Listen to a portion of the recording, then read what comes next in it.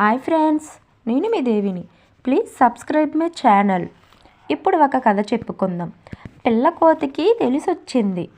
దేవగిరి గ్రామానికి అనుకోని ఒక పెద్ద అడవి ఉండేది.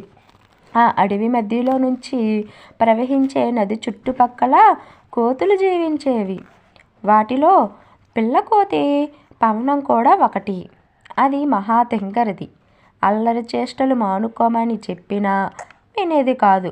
నదికి ఒకవైపునున్న చెట్ల మీద నుంచి మరోవైపు ఉన్న చెట్ల మీదకు దూకుతూ ఉండేది. ఆ ఆట ప్రమాదకరమని మిగతా కోతులన్నీ వారించినా అస్సలు వినేది కాదు. ఒకసారి ఆ పిల్లకోతి అలాగే గెంతుతూ నదిలో పడిపోయింది. ఈత రాకపోవడంతో గట్టిగా అరవసాగింది.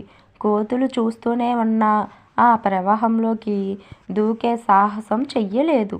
ఇంతలో ఆ నీళ్లలోనే ఉన్న ఓ పెద్ద చేప పవనాన్ని వీపు మీదకు ఎక్కించుకొని, ఈత రానప్పుడు ప్రమాదకరమైన ఆటలు ఎందుకు ఆడటం అంది.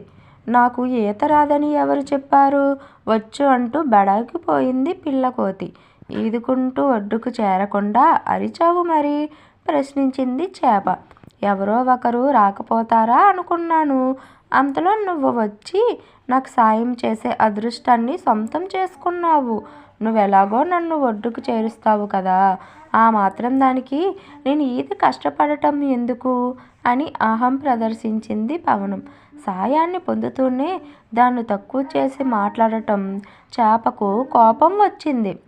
దాంతో ఒక్కసారిగా పవనాన్ని నీళ్లలో పడేసింది. వరదల్లో కొంత దూరం కొట్టుకుపోయి ఓ బండరాయి ఆసరా తీసుకొని ఊపిరి పీల్చుకుంది. ఎలాగోలా కోతుల గుంపుకు చేరుకుంది.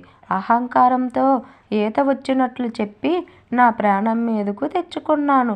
ఇప్పటినుంచి మీ మాట వింటూ బుద్ధిగా వింటాను అంటూ తలదించుకుంది పిల్లకోతి. పవనం